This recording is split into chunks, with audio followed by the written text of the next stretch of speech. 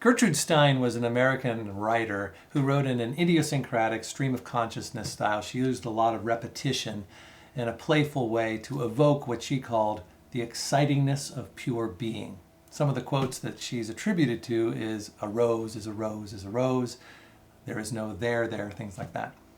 Well, not everybody appreciated her style, and she received this rejection letter in 1912 from Arthur C. Fifield, publisher. Dear Madam, I am only one, only one, only one. Only one being, one at the same time. Not two, not three, only one.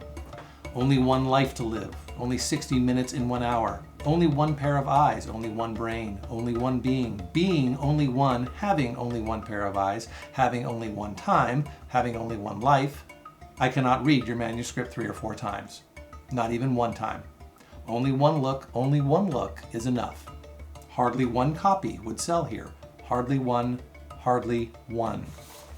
Many thanks. I am returning the manuscript by registered post. Only one manuscript by one post.